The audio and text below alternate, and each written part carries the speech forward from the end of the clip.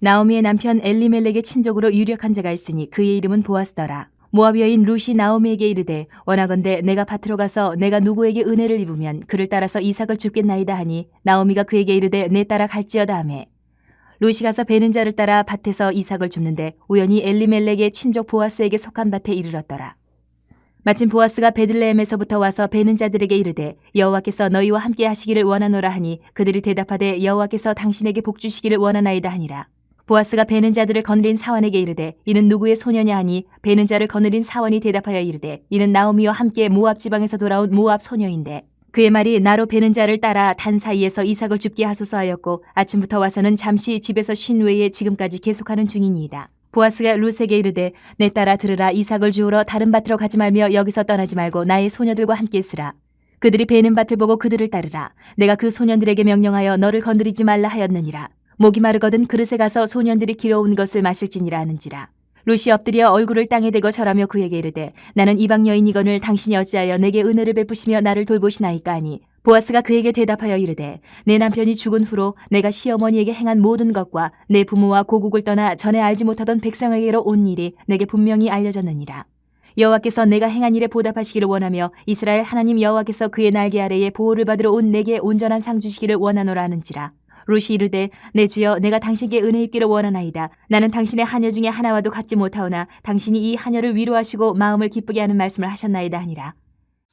믿음의 삶이 중요한 이유를 오늘 본문에서 우리가 살펴보려고 합니다.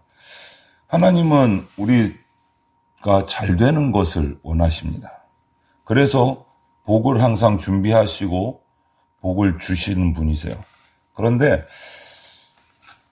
복을 주실 때 우리에게 복이 원하시는 모습이 있으세요. 복 받는 자가 해야 될 모습.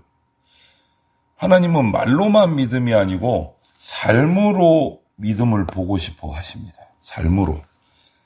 그리고 그 믿음의 삶이라는 그 그릇에 복을 담아주시는 분이세요. 믿음의 삶이라는 그릇에. 믿음은 하나님이 우리에게 주신 각자의 삶의 자리에서 하나님을 바라보고 최선을 다하는 것이 믿음이에요. 그래서 하나님께서는 믿음으로 최선을 다하는 사람에게 최고의 은혜를 준비하고 계시는 거예요. 그리고 그렇게 믿음의 삶을 사는 자에게 그 믿음의 삶이라는 그릇에 복을 담아주시는 거예요. 그래서 믿음의 삶이 중요하다. 그러면 그 믿음의 삶을 어떤 모습으로 살 것인가? 걱정하지 말고 믿음으로 나가야 된다. 걱정이나 근심 없이 살 수 있으면 얼마나 좋겠습니까? 우리가 살아가는데. 하지만 우리가 살아가는 인생에서 걱정 없는 사람은 아무도 없다. 그러면 그게 맞을 거예요. 날마다 오만 가지 걱정, 염려 속에서 살아갑니다. 왜 그렇습니까? 내일을 우리가 모르기 때문에. 걱정을 피할 수가 없는 인생인 겁니다. 그렇다고 해서 그 걱정에 날마다 사로잡혀서 끙끙 앓으면서 살아갈 수도 없고. 왜? 걱정에 사로잡히면 우리는 아무 일도 할 수가 없어요. 두려워서. 믿음의 사람은 걱정에 사로잡힌 사람이 아니고 걱정이 있지만 없는 것이 아니고 걱정이 우리 가운데 있지만 그 걱정을 떨쳐버리고 살아가는 사람이 믿음의 사람이다. 오늘 말씀으로 들어가면 룻은 시어머니와 함께 베들레헴으로 왔지만 먹고 살 길이 막막합니다. 빈털터리로 왔습니다. 아무런 이제 재산도 없이 그냥 빈털터리로 두 사람이 몸만 갖고 왔어요. 그런데 룻을 보면 걱정은 되겠죠. 그런데 그 걱정에 휘둘리지 않습니다. 사로잡히지 않습니다. 뭐 했습니까? 움직였어요. 시어머니에게 말합니다. 2절에 내가 밭으로 가서 내가 누구에게 은혜를 입으면 그를 따라서 이삭을 줍겠습니다. 라고 시어머니에게 말하고 움직여요. 나갑니다. 걱정만 한다고 되는 게 아니지 않습니까? 믿음의 사람은 걱정을 떨치고 움직이는 겁니다. 나가는 겁니다. 믿음은 움직이는 겁니다. 우리가 일반적으로 착각하는 경우가 있어요. 성도들이. 믿음만 있으면 하나님이 모든 것을 다 해준다. 믿고 그냥 입 딱 벌리고 누워있으면 다 넣어준다. 이런 생각을 하시는 분들이 혹가다 있어요. 그거 착각입니다. 믿음은 행동으로 옮겨져야 돼요. 행동으로. 하나님께서는 믿음에 합당한 수고를 우리가 하도록 하십니다. 믿음에 합당한 수고. 믿음으로 자신의 삶에서 성실하게 최선을 다하는 사람은 길을 열어주세요. 불법을 하고 편법을 하라는 게 아니에요. 주님 안에서 최선을 다하는 거예요. 주님 안에서. 그렇게 룻은 움직이기 시작합니다. 이삭을 죽기 시작해요. 볼이 추수할 때가 되었기 때문에. 이삭을 죽은 것은 엘리멜렉의 친족. 엘리멜렉이 누굽니까? 룻의 시아버지예요. 룻의 시아버지. 이미 죽었지만 모압 땅에서. 나오미의 남편이에요. 그 엘리멜렉의 친족인 보아스의 밭에 알고 간 것이 아니고 모르고 그냥 가서 큰 밭에서 이삭을 죽기 시작하다 보니 그것이 시아버지의 친족이었던 보아스의 밭이었던 거예요. 이렇게 믿음으로 움직이고 행동하는 사람에게 하나님은 예비하고 계세요. 좋은 것을 예비하고 계세요. 그리고 움직이고 성실하게 최선을 다해야 돼요. 믿음은. 그렇게 믿음으로 나간 사람에게 하나님께서는 응답하십니다. 모르고 나갔어요. 룻은 그것이 친족인 줄 모르고 가문의 친족인 줄 모르고 그냥 가서 말하고 이삭을 떨어진 이삭을 주워서 모았어요. 그렇게 해서라도 어머니를 봉양하고 또 가문이 살아야 되니까. 감사하면서 최선을 다합니다. 오늘 기록을 보면 보아스의 눈에도 띄일 만큼 이른 아침부터 열심히 이삭을 주었어요. 열심히.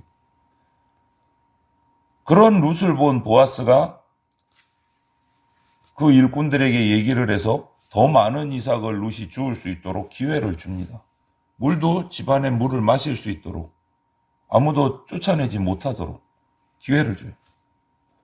하나님은 이렇듯 우리의 삶을 다 보고 계십니다. 믿음의 사람은 부지런해야 돼요. 자기 신세를 한탄하고 억지로 어쩔 수 없이 이렇게 하지 않는다라는 거죠. 최선을 다해서 성실하게 부지런히 일하는 거예요. 이삭 하나라도 귀하게 여기면서 감사하게 최선을 다해서 줍는 거예요. 그래서 믿음의 사람은 나에게 주어진 일이 작든지 크든지가 중요한 게 아니고 최선을 다하는 게 중요해요. 성실하게 최선을 다하는 거예요. 하나님은 우리의 그런 성실하심을 기뻐하십니다. 그리고 그 성실하심에 복을 주세요. 결과가 의리의리해야 복을 주는 게 아니고 성실하심에 복을 주시는 거예요. 성실하심. 그래서 그리스도인은 믿음의 사람은 부지런한 사람이어야 돼요. 하나님은 똑똑한 사람만 찾는다? 아니요, 그렇지 않습니다. 하나님은 믿음을 가지고 부지런히 행한 사람을 기뻐하세요. 그런 사람에게 마침내 최고의 은혜를 주세요. 성경 전체에 나오는 인물들의 면면을 하나님께 쓰임받은 종들의 면면을 살펴보면 정말 그들의 배경이 정말 다양합니다. 정말 똑똑한 사람도 있고 정말 무식한 사람도 있고 정말 부자도 있고 정말 비참하게 가난한 사람도 있었어요. 그런데 그들이 차별 없이 똑같이 하나님께 쓰임받고 축복받고 최고의 은혜를 누렸어요. 거기서 그들의 공통점은 이거예요. 믿음을 가지고 부지런히 성실하게 최선을 다했다. 이렇듯 하나님은 우리의 믿음의 삶을 살펴보고 계시는 분이십니다. 또 우리들이 하나 착각하는 게 있는 것이 믿음만 있으면 다 끝났다. 이제 완성이다. 믿음으로 구원받는다. 오직 믿음으로. 그런데 그 믿음이 끝이 아니다라는 거예요. 믿음은 시작입니다. 시작. 주일 오후에 우리 공부했듯이 구원의 과정에서 공부했듯이 믿음으로 구원이 시작되는 거예요. 이제 구원의 과정을 하나하나 우리가 훈련되어 가야 되는 거예요. 그래서 끝이 아니고 시작이라는 거예요. 예수를 믿고 그리스도인이 되었으면 이제 새 삶을 살아야 됩니다. 하나님의 양자로 부름받아서 의인이라고 부름받았으면 이제 악을 버리고 의인의 삶을 살기 위해서 한 걸음 한 걸음 시작해서 첫 걸음부터 디디고 나가야 된다. 그래서 믿음은 새로운 시작입니다. 시작. 끝이 아니고 시작. 그렇게 믿음을 가진 그리스도인들에게, 하나님의 백성들에게 하나님께서는 새 사람이 되었고 거듭났기 때문에 새로운 삶을 살기를 원하시면서 보고 계세요. 우리를 살피고 계세요. 믿음의 삶을 사는지를 살피고 계세요. 그리고 간절히 바라시는 거예요. 룻을 만난 보아스가 이 룻에게 뭐라고 말합니까? 11절에 보면 내 남편이 죽은 후로 내가 시어머니에게 행한 모든 것과 내 부모와 고국을 떠나 전에 알지 못하던 백성에게로 온 일이 내게 분명히 알려졌느니라. 이렇게 말해요. 보아스가 룻에 대해서 자세하게 알고 있는 거예요. 자세하게. 모르는 게 아니고 그냥 와갖고 떨어진 이삭 줍는 어떤 가난한 사람 중에 한 사람, 그게 아니고 룻을 자세히 알고 있는 거예요. 이렇게 얘기하잖아요. 이렇게 보아스가 룻에 대해서 자세하게 알고 있었던 것처럼 하나님도 룻의 믿음, 선한 행실을 알고 계셨어요. 그래서 하나님은 룻을 보아스의 집으로 인도해서 은혜를 입게 하신 거예요. 동일하게 하나님은 지금도, 오늘도 우리의 믿음의 삶을 꼼꼼히 살펴보고 계십니다. 우리의 믿음의 마음과 믿음의 행동과 믿음의 말들을 다 살펴보고 계세요. 그리고 그렇게 살아가는 주의 백성을 정말 귀하게 여기십니다. 그리고 그렇게 살아가는 믿음의 백성들에게 보답하세요. 룻을 만난 보아스가 그렇게 룻에 대해서 다 알고 얘기하고 룻에게 뭐라고 말합니까? 12절에 여호와께서 내가 행한 일에 보답하시기를 원하며 이스라엘의 하나님 여호와께서 그의 날개 아래 보호를 받으러 온 내게 온전한 상 주시기를 원하노라. 이렇게 얘기를 해요.